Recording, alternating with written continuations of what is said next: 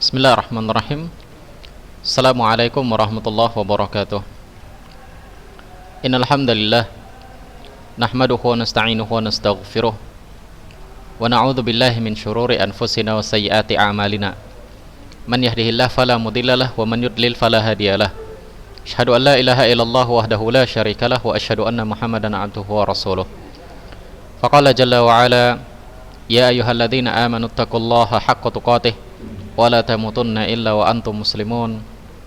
Ya ayuhan nasu taqu rabbakumul ladzi khalaqakum min nafsin wahidah wa khalaqa minha zawjaha wa batha minhuma rijalan katsiran wa nisaa'a wattaqullaha alladzi tasaaluna bihi wal arham innallaha kana 'alaikum raqiba. Ya ayyuhalladzina amanu taqullaha wa qulu qawlan sadida yuslih lakum a'malakum wa yaghfir lakum dhunubakum wa man yuti'illaha wa rasulahu faqad faza fawzan 'azima. Amma ba'd, fa in astaqal hadithi kitabullah wa inna afdalal hadiyi hadiyu Muhammad sallallahu alaihi wasallam wa syarral umuri muhdatsatuha fa inna kulla muhdatsatin bid'ah wa kulla bid'atin dhalalah wa kulla dhalalatin finnar.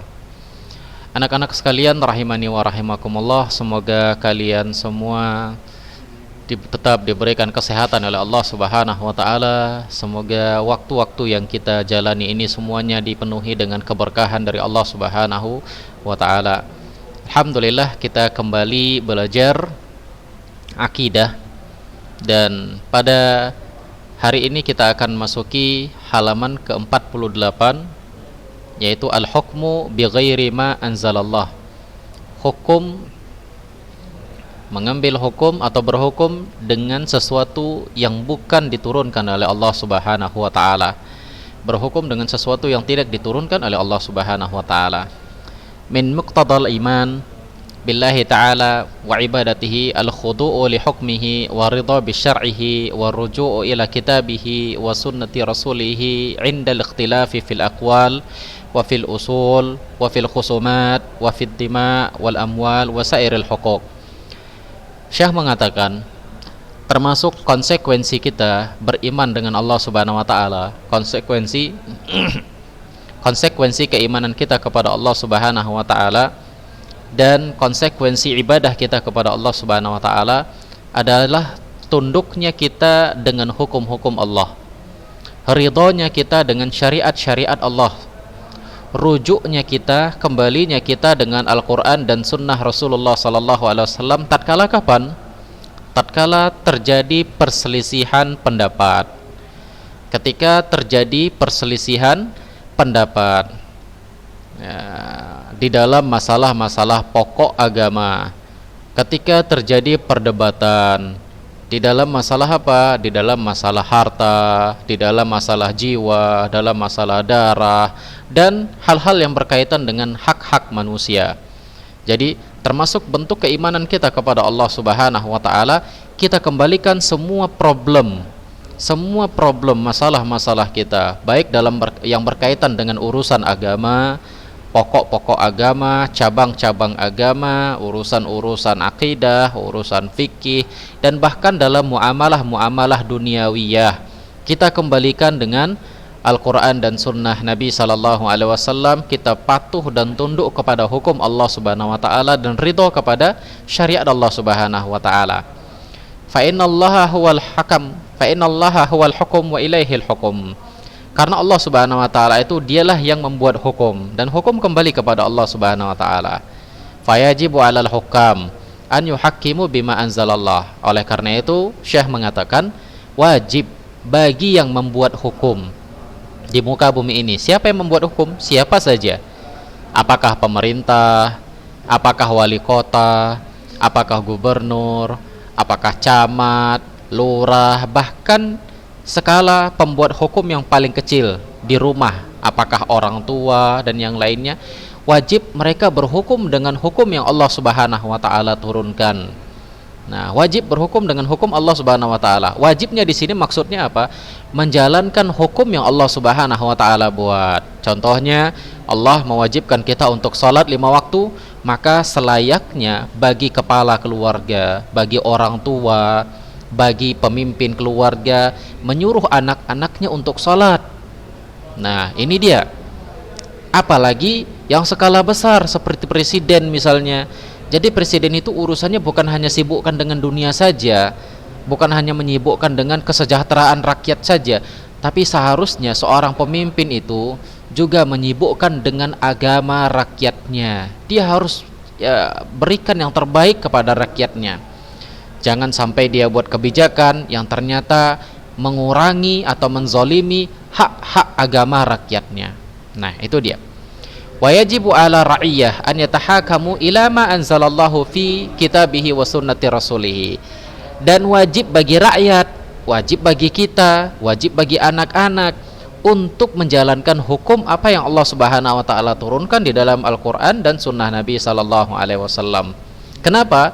Karena itu yang dikatakan oleh Allah Subhanahu wa taala di dalam Al-Qur'an.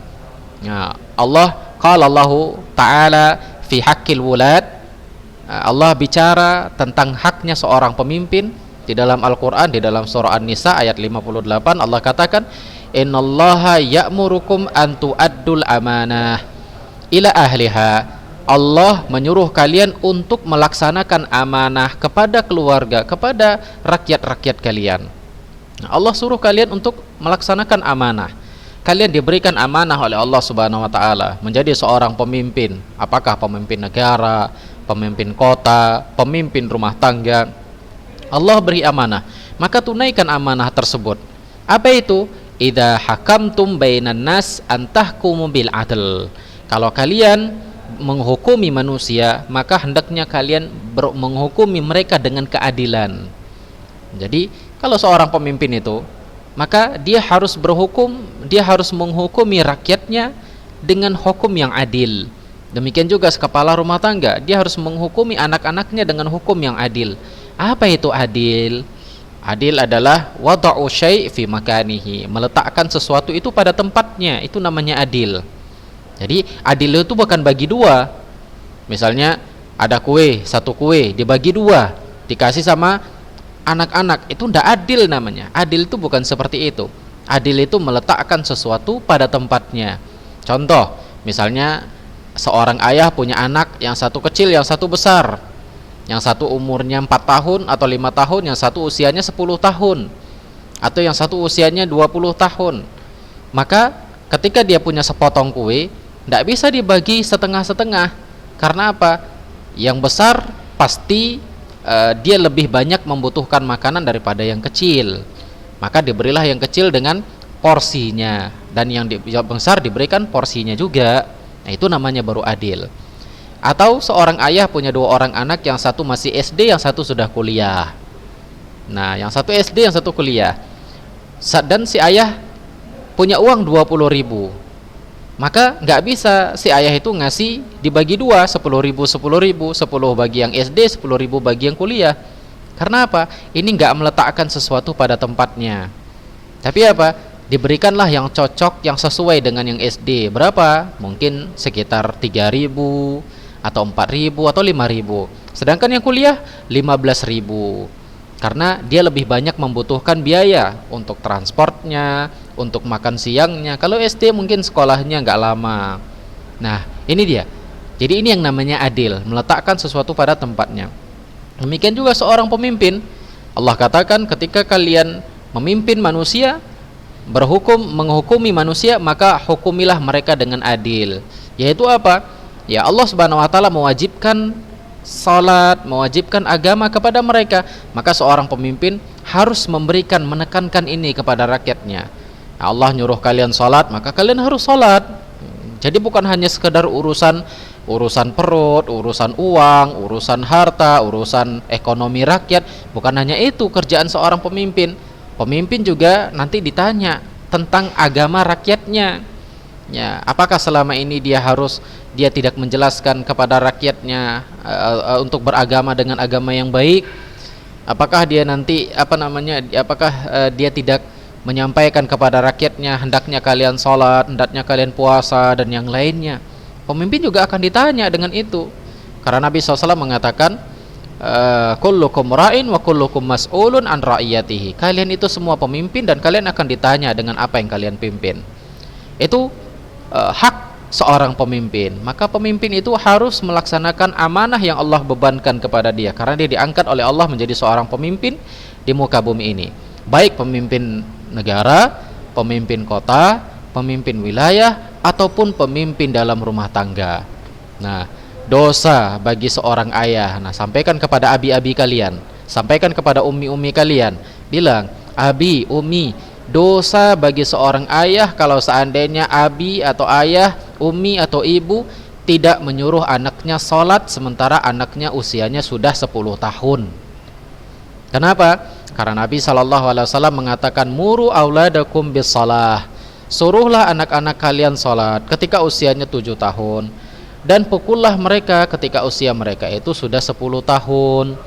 Jadi ini juga kewajiban bagi orang tua nyuruh anak-anaknya untuk sholat. Nah, jadi bukan hanya sekedar, wah saya enak jadi pemimpin di rumah, dalam rumah tangga, atau saya enak jadi pemimpin negara. Enggak, ada amanah yang harus dia tunaikan. Ini dia. Jadi maknanya itu bukan berarti hukum itu harus dengan Al-Quran dan Sunnah, bukan begitu. Maksudnya syariat yang ada di dalam Al-Quran dan Sunnah harus disampaikan kepada rakyat. Meskipun undang-undangnya itu bukan Al-Quran dan Sunnah, kayak negara kita undang-undangnya bukan Al-Quran dan Sunnah, tapi Pancasila. Tapi tetap seorang pemimpin itu harus menyampaikan syariat yang Allah berikan untuk rakyatnya. Dia harus sampaikan, Allah nyuruh kalian sholat, maka kalian sholat. Gitu, ingatkan rakyatnya. Taib. Ini hak seorang penguasa. Wa qala fi haqqi ra'iyah. Dan Allah Subhanahu wa taala juga menyampaikan, mengatakan tentang hak rakyat, apa yang harus dilakukan oleh rakyat terhadap pemimpinnya, oleh anak-anak terhadap orang tuanya. Allah katakan, ya ayyuhalladzina amanu atiullaha wa atiur rasul wa ulil amri minkum fa in tanaza'tum fi syai'in farudduhu ilallahi wa rasuli in kuntum tu'minuna billahi wal yaumil akhir dzalika khairun wa ahsanu ta'wila. Allah Subhanahu wa taala mengatakan ini untuk haknya si rakyat. Hai orang-orang yang beriman, taatilah Allah, taatilah Rasul sallallahu alaihi wasallam dan pemerintah di antara kalian. Pemerintah, presiden, wali kota, gubernur, bupati, ya termasuk sampai di dalam rumah tangga, orang tua. Kita harus patuhi orang tua kalau orang tua itu nyuruh yang baik, nyuruh yang ma'ruf. Nah, Allah katakan wa ulil amri minkum, dan pemerintah di antara kalian. Fa in tanaza'tum. Nah, di sini Allah katakan, kalau kalian berselisih fi syai'in, tentang sesuatu, terjadi perselisihan kepada kalian, dari kalian tentang sesuatu, farudduhu ilallahi wa rasuluh, maka kembalikan kepada Allah dan Rasulnya. Artinya kembalikan kepada Al-Quran dan Sunnah Nabi SAW. In kuntum tu'minuna billahi wal yaumil akhir, jika kalian beriman kepada Allah dan hari kiamat, kata Allah Subhanahu wa taala. Dzalikum khairun wa ahsanu ta'wila. Inilah dia takwil yang sebaik-baiknya, kata Allah Subhanahu wa taala. Jadi ini hak seorang rakyat, harus patuh sama pemimpinnya. Harus patuh sama pemimpin, sama presiden, sama bupati, sama gubernur, sama wali kota dan yang lainnya. Harus patuh kalau seandainya mereka buat kebijakan yang tidak menyelisihi syariat. Kalau seandainya mereka buat kebijakan yang menyelisihi syariat, maka jangan patuhi, tapi jangan dicela, jangan dijelek-jelekkan, apalagi di hadapan orang lain, tidak boleh. Nah, misalnya apa? Presiden buat kebijakan yang menyalahi aturan syariat Islam, ya jangan patuhi, tapi jangan pula dicela presidennya. Ya cukup diam saja, cukup diam saja. Nah, demikian juga di rumah kita. Misalnya orang tua menyuruh kita melakukan sesuatu yang dilarang oleh syariat. Misalnya apa? Orang tua nyuruh kita beli rokok misalnya. Nah, ini orang tuanya ternyata merokok, disuruhnya beli rokok, maka jangan patuhi karena itu dosa. Bahkan sampaikan nasihat sama orang tua, abi, umi, ini haram, merokok hukumnya haram, gak boleh kita merokok. Jadi kalau abi nyuruh saya untuk beli rokok, artinya saya bakalan ditanya nanti oleh Allah Subhanahu wa ta'ala. Nah, bilang sama abinya seperti itu, bilang sama uminya seperti itu. Jadi jangan patuhin, tapi jangan pula dicela. Wah, Abi merokok, disampaikan sama orang lain, dicela abinya sendiri, dicela ayahnya sendiri, dicela bapaknya sendiri. Ayahku itu wah, kurang ajar, ayahku itu kerjanya merokok saja, ayahku itu orang yang selalu berdosa, apalagi sampai dilaknat. Ayahku itu adalah semoga Allah laknat dia. Dan ini tidak boleh. Ini tidak boleh. Cukup diam saja dan doakan Allah, ayah kita itu. Doakan kepada Allah agar ayah diberikan hidayah. Demikian juga pemimpin kita. Kalau misalnya pemimpin negara kita buat kebijakan yang menyalahi syariat, maka jangan celah mereka. Jangan celah di mimbar-mimbar, di podium, di tulisan-tulisan. Cukup diam dan bahkan doakan mereka dengan kebaikan. Nah, ini dia. Tsumma bayyana annahu la yajtami'ul iman ma'a tahakum ila ghairi ma anzalallah. Kemudian Allah jelaskan tidak akan bisa berkumpul antara iman kepada Allah dengan berhukum dengan selain hukum Allah Subhanahu wa taala. Itu tidak akan bisa berkumpul. Allah katakan, "Alam tara ilal ladzina yaz'amun alam tara ilal ladzina yaz'umuna annahum amanu bima unzila ilaika wa ma unzila min qablika yuriduna an yatahakamu ila taghut." Tidakkah kalian lihat, tidakkah engkau lihat, kata Allah Subhanahu wa taala, kepada orang-orang yang mereka mengatakan kami beriman dengan apa yang diturunkan oleh Allah dan apa yang diturunkan, kami beriman dengan apa yang diturunkan kepada engkau wahai Muhammad dan apa yang diturunkan kepada selain sebelum engkau wahai Muhammad, tapi mereka berhukum dengan hukum tagut. Nah, ini tidak akan bisa berkumpul. Wa qad umiru an yakfuru bihi. Sungguh mereka diperintahkan untuk mengingkari tagut, mengkufuri tagut. Tapi malah mereka apa? Malah mereka berhukum dengan tagut. Ini tidak akan mungkin bisa bersatu. Yuridu syaitanu ayutillahum dhalalan ba'ida. Nah, syaitan itu ingin mereka itu sesat dengan sesat yang sangat jauh sekali. Jadi tidak akan bisa berkumpul antara iman dengan berhukum dengan hukum selain Allah Subhanahu wa taala. Sampai firman Allah Subhanahu wa taala di dalam surah An-Nisa, "Fala wa rabbika la yu'minuna hatta yuhakkimuka fima syajara bainahum thumma la yajidu fi anfusihim harajan mimma qadaita wa yusallimu taslima." Allah Subhanahu wa taala mengatakan, demi Allah, tidak akan beriman kalian hingga kalian berhukum dengan hingga mereka tidak akan beriman, kata Allah Subhanahu wa taala. Mereka tidak akan beriman sampai mereka berhukum dengan engkau terhadap perkara-perkara yang mereka perselisihkan. Kemudian mereka tidak mendapati pada diri mereka kesempitan terhadap apa yang telah engkau putuskan wahai Muhammad, dan mereka menerimanya dengan sepenuh hati. Jadi Allah Subhanahu wa taala mengatakan mereka tidak akan beriman sampai mereka berhukum dengan apa yang telah engkau putuskan wahai Muhammad. Artinya berhukum dengan Al-Qur'an dan sunnah Nabi sallallahu alaihi wasallam. Dan Allah Subhanahu wa taala menafikan dengan bentuk penafian yang sangat keras sekali, yaitu al-iman, beriman dengan apa yang bukan dihukumi oleh Nabi sallallahu alaihi wasallam, yang bukan diridhoi oleh Nabi sallallahu alaihi wasallam. Sebagaimana Allah Subhanahu wa taala katakan tentang yang berhukum dengan hukum selain Nabi, selain Al-Qur'an dan Sunnah dengan kekufuran. Ya, kama annahu hakama bi kufril wulad, sebagaimana dia hukumi dengan kufurnya seorang pemimpin yang tidak berhukum dengan apa yang Allah Subhanahu wa taala turunkan. Apa yang Allah Subhanahu wa taala turunkan dengan kedzaliman, dengan kefasikan dan kekufuran. Allah katakan, "Wa man lam yahkum bima anzalallah fa ulaika humul kafirun." Siapa yang tidak berhukum dengan hukum Allah, maka dia kafir. Di dalam ayat yang lain maka dia zalim, di dalam ayat yang lain maka dia fasik. Jadi yang tidak berhukum dengan hukum Allah kafir. Ingat, Ustaz bilang, bukan berarti wah negara harus hukumnya Al-Qur'an, bukan seperti itu maksudnya, tapi berhukum dengan apa ini? Berhukum dengan syariat Allah. Artinya ketika mereka mengatakan tidak boleh lagi salat, maka berarti dia telah membuat hukum dengan selain hukum Allah Subhanahu wa taala.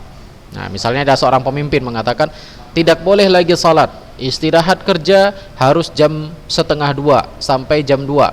Siapa saja yang salat maka dia akan dipenjara. Nah, berarti dia telah membuat satu hukum yang menyelisihi syariat Allah Subhanahu wa taala, menyelisihi Al-Qur'an dan Sunnah. Maka orang seperti ini bisa jatuh ke dalam kufur, ke dalam kekufuran, kekafiran. Kalau seandainya dia meyakini hukum yang mereka buat itu, hukum yang dia buat lebih baik daripada Al-Quran dan Sunnah Nabi Sallallahu Alaihi Wasallam. Nah ini dia. Taib. Walau budda minal hukum bima anzalallah wa tahakum ilaihi fi jami'i mawadin niza' fil aqwal al-ijtihadiyah bainal ulama. Oleh karena itu hendaknya kita selalu berhukum dengan hukum Allah Subhanahu wa taala tatkala terjadi perselisihan pendapat di kalangan para ulama dalam masalah-masalah ijtihad. Nah, demikian juga dalam urusan agama, ketika ada para ulama berpendapat, nah ternyata pendapatnya berbeda dengan ulama yang lain, maka hendaknya kita harus cari pendapat yang paling dekat dengan Al-Quran dan Sunnah. Fala yaqbalu minha illa ma dalla alaihi al-kitab wa sunnah min ghairi ta'assubi li madhhab wala tahayyus lil imam. Dan kita tidak menerima pendapat para ulama tersebut kecuali yang dekat dengan Al-Quran dan Sunnah. Jadi kita tidak diajarkan fanatik sama ulama, namun kita juga tidak diajarkan untuk merendahkan kedudukan para ulama. Nah, kita tidak boleh fanatik sama ulama, fanatik sama madhab, dan kita juga tidak boleh merendahkan imam-imam madhab. Jadi seorang muslim itu berada di tengah-tengah. Kalau seandainya ada beberapa para ulama berbeda pendapat, kita lihat pendapat mereka mana yang lebih dekat dengan Al-Quran dan Sunnah. Kalau ternyata ulama A lebih dekat dengan Al-Quran dan Sunnah, kita ambil pendapat mereka. Adapun ulama yang lain, kita hormati dia karena dia juga mengeluarkan pendapat dengan dalil. Nah, dia mendapatkan pahala dari ijtihad dia, sedangkan yang ulama yang benar mereka mendapatkan dua pahala dari ijtihadnya. Nah, demikian seterusnya. Jadi setiap terjadi perselisihan, perdebatan dalam perkara-perkara hak perorangan, maka kita kembalikan kepada Al-Quran dan Sunnah Nabi Sallallahu Alaihi Wasallam. Dan bukan hanya dalam masalah-masalah syakhsiyah, masalah-masalah perorangan saja, tapi juga dalam seluruh aspek. Dalam seluruh aspek, jika ada tempat terjadi perselisihan dalam seluruh aspek, kita kembalikan kepada Al-Quran dan Sunnah. Kenapa? Karena Allah Subhanahu wa taala yang mengatakan, ya ayyuhalladzina amanu dukhulu fis-silmi kaffah. Wahai orang-orang yang beriman, masuklah kalian ke dalam Islam secara keseluruhan. Jadi jangan hanya separuh-separuh. Wah, kita kembali kepada Al-Quran dan Sunnah dalam ini saja, dalam agama saja, dalam negara enggak. Nah, ini salah. Jadi semua harus kembalikan di dalam Al-Quran dan Sunnah Nabi Sallallahu Alaihi Wasallam. Sebagaimana juga Allah katakan, afatu'minuna bi ba'dil kitab wa takfuruna bi ba'd. Allah katakan di dalam surah Al-Baqarah ayat 85, apakah kalian kafir dengan sebagian kitab dan iman dengan sebagian yang lain? Maka ini tidak boleh. Harus kita imani semuanya. Wa kadzalika yajibu ala atba'il madahib an yaruddu aqwala a'immatihim ila kitabillahi wa sunnatihi. Oleh karena itu juga bagi pengikut-pengikut madhab, bagi ada orang yang mengikuti madhab tertentu, dia mengikut madhab Syafi'i misalnya, madhab Hanafi, madhab Hambali atau madhab Maliki, maka hendaknya mereka kembalikan ucapan-ucapan imam mereka kepada Al-Quran dan Sunnah. Kalau mencocoki, ambil. Kalau menyelisihi, maka tolaklah ucapan tersebut, tolaklah ucapan imam-imam mereka. Jadi tidak boleh ta'assub sama imam mereka, namun juga tidak boleh mencela imam mereka, imam-imamnya. Ini dalam urusan fikih, misalnya agama, wala siyama fi umuril akidah, apalagi dalam urusan akidah. Nah, apalagi dalam urusan akidah kita tidak boleh fanatik. Tidak boleh fanatik. Fa innal a'immah rahimahumullahu yusuna bidzalika wa hadza madhhabuhum jami'an faman khalafa dzalika falaysa muttabi'an lahum wa in tusiba ilaihim. Karena para ulama-ulama itu mereka mewasiatkan ini, ya, mereka mewasiatkan ini di dalam perkataan mereka. Mereka bilang, kalau ada pendapat kami yang menyelisih Al-Quran dan Sunnah, maka lemparkan pendapat kami itu. Nah, ini wasiat para ulama-ulama, para imam-imam. Mereka mengatakan faman khalafa dzalika falaysa muttabi'an lahum, ya, orang-orang yang menyelisihi perkataan para ulama-ulama ini, maka berarti dia bukan pengikut ulama tersebut. Ya, ulama mengatakan jangan ambil pendapat kami kecuali sesuai dengan Al-Quran dan Sunnah. Nah, kalau ada orang yang menyelisihi, dia fanatik saja sama pendapat ulama, maka sebenarnya dia bukan mengikuti ulama tersebut. Nah, demikian, meskipun dia mengatakan dia mengikuti ulama tersebut. Ini sebagaimana yang Allah Subhanahu wa taala katakan di dalam Al-Qur'an, Allah mencela orang-orang yang fanatik. Sebagaimana Allah katakan di dalam surah Taubah ayat 31, ittakhadhu ahbarahum wa ruhbanahum arbaban min dunillah wal masih ibn Maryam. Mereka menjadikan rahib-rahib mereka, pendeta-pendeta mereka sebagai Tuhan selain Allah Subhanahu wa taala, dan mereka juga menjadikan Masih ibnu Maryam sebagai Tuhan. Artinya apa? Mereka mengikuti apa saja yang dikatakan oleh rahib-rahib mereka tanpa melihat apakah benar atau salah. Nah, ini dia. Jadi ayat ini bukan hanya khusus bagi orang-orang Nasrani, tapi untuk semua orang yang menyelisihi Al-Quran dan sunnah Nabi Sallallahu Alaihi Wasallam. Nah, demikian. Taib. Jadi oleh karena itu, ya hendaknya kita mengikuti Al-Quran dan sunnah Nabi Sallallahu Alaihi Wasallam, dan kita harus berhukum dengan hukum Al-Quran dan sunnah Nabi Sallallahu Alaihi Wasallam. Berhukum di sini artinya menjalani syariat Allah Subhanahu wa Ta'ala. Nah, demikian anak-anak sekalian, insya Allah akan kita lanjutkan di pertemuan berikutnya. Hukum orang yang berhukum selain kepada Al-Quran dan sunnah Nabi Sallallahu Alaihi Wasallam, apa hukumnya? Insya Allah ini akan kita jelaskan di pertemuan berikutnya. Kita cukup sampai di sini saja dulu. Mudah-mudahan ada manfaatnya. Aqulu qouli hadza wa astaghfirullah li wa lakum wa lisairil muslimin innahu huwal ghafurur rahim. Assalamualaikum warahmatullahi wabarakatuh.